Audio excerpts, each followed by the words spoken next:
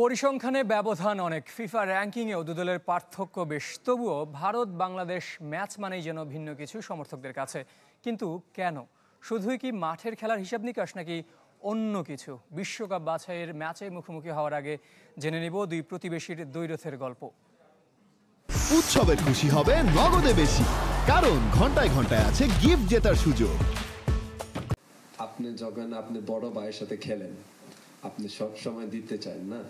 আমরা সেই প্রত্যেক ম্যাচ প্রেশার আছে, কিন্তু এই ম্যাচ আর একটু ফোকাস আছে, কারণ এটা ইন্ডিয়া। এটা আপনারা জানে কি হয়েছে লাস্ট এক বছর না।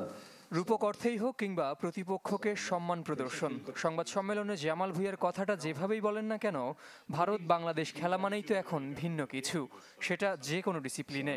প্রেশার ফিল করতেছি, but at the same time we are cool. মাঠের এই দ্বৈরথের নেপথ্যে যে শুধু খেলা নয়, তাও কারো অজানা নয়। নয়তো ফিফা র্যাঙ্কিংয়ে 59 ধাপ পিছিয়ে থাকা বেঙ্গল টাইগার্সের সাথে ব্লু টাইগার্সের লড়াইকে কেন দক্ষিণ এশিয়ান ডার্বি নাম দেবে ভারতীয় সংবাদ মাধ্যমগুলো?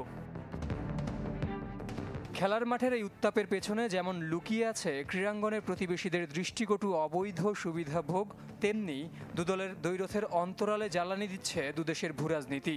বাংলাদেশের উপর ভারতের দাদাগিরি মনোভাবে যখন আগে থেকেই বিরক্ত এদেশের মানুষ, তখন ক্ষমতার পালাবদলে প্রতিবেশী রাষ্ট্রের বিতর্কিত কর্মকাণ্ড আরও তাতিয়ে দিয়েছে। সেই আগুনে ঘি ঢেলেছে ভারতীয় ফুটবল ফেডারেশনের অসৌজন্যমূলক আচরণ। অতিথি হওয়া সত্ত্বেও টিম বাংলাদেশকে বিভিন্ন ধাপে অসহযোগিতার জবাব জামাল হামজারা মাঠে দিবেন, সেই প্রত্যাশায় ক্ষণ গুনছেন সমর্থকরা।